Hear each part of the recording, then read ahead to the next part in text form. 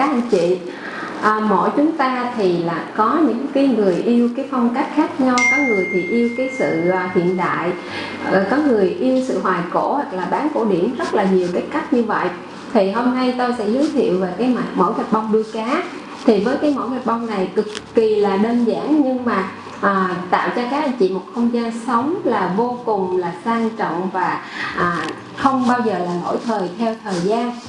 Mẫu gạch này chúng tôi đã xuất khẩu đi Thụy Điển ở Bắc Âu và một cái số nước là châu Âu khác. Và với những cái màu sắc này là chúng tôi chỉ đưa ra các anh chị tham khảo, và các anh chị có thể là sẽ thay đổi màu sắc theo cái yêu thích của mình. Thì chúng tôi sẽ tư vấn cho các anh chị, và khi mà thấy các anh chị về thiết kế nội thất bên trong cái mẫu nào phù hợp cho không gian sống nhất thì chúng tôi sẽ đưa ra các anh chị những cái tư vấn, những cái giải pháp nào để các anh chị chọn lựa những cái mẫu sản phẩm phù hợp nhất trong không gian sống của mình. Thì ngoài ra là chúng tôi có 120 màu, hầu như là làm theo thiết kế chuẩn châu Âu, cho nên các anh chị yên tâm là những cái tông màu của chúng tôi là nó sẽ có những cái màu sắc nóng hoặc là lạnh khác biệt, và có những cái màu là chuẩn luôn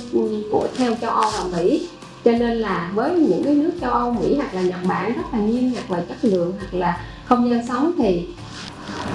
những cái nước ấy là luôn luôn là muốn là đưa vào những cái thiết kế, những cái tông màu cực kỳ đẹp. Cho nên là với những cái phục vụ cho những đất nước khó tính như vậy thì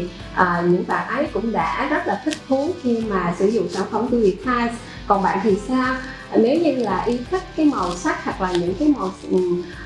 những cái design thiết kế của Viettiles có hơn 4.000 mẫu hoặc là 120 màu sắc, thì các anh chị có thể comment bên dưới để khi Viettiles sẽ tư vấn cho các anh chị chọn lựa những mẫu nào phù hợp nhất cho không gian sống của mình. Mến chúc các anh chị có nhiều sức khỏe và hẹn gặp lại các anh chị những video lần sau.